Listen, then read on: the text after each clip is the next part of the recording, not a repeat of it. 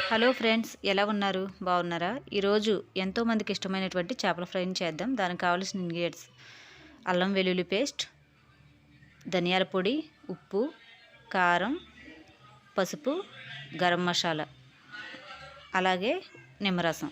ఇవన్నీ కలిపి ఒక పేస్ట్ లాగా తయారు చేసుకుందాం. ఇప్పుడు ఆ పేస్ట్ అంతా కూడా చేపలకి బాగా పట్టేటట్లు మొత్తం రాసుకుందాం.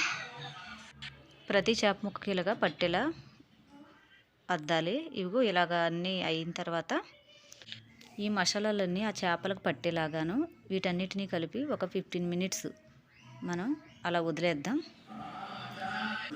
పెనం పెట్టి ఆయిల్ వేసి చేప ముక్కలను పెట్టి నేను మూత పెడుతున్నాను త్వరగా మగ్గటం కోసం. ఒకసారి చూద్దాం. కొంచెం ఆయిల్ అన్నిటికీ కలిసేలాగాను కొద్దిగా మనం కదిలిద్దాం. పెట్టిన 5 నిమిషాలు 10 నిమిషాలు అయితే అసలు కదపకుండా అలాగే ఉంచాలి, ఎందుకంటే అది ముక్కలైపోతుంది కాబట్టి. మళ్ళీ మూత పెట్టి చూసారు కదా, మంచిగా చేపల ఫ్రై అయితే రెడీ అయిపోయింది. ఇవన్నీ నెమ్మదిగా ఒక ప్లేట్లోకి సర్వ్ చేసుకుందాము. చేపల ఫ్రై రెడీ. మీకు నచ్చితే ఒక లైక్ చేయండి, షేర్ చేయండి, సబ్స్క్రైబ్ మాత్రం చేయటం మర్చిపోవద్దు ప్లీజ్.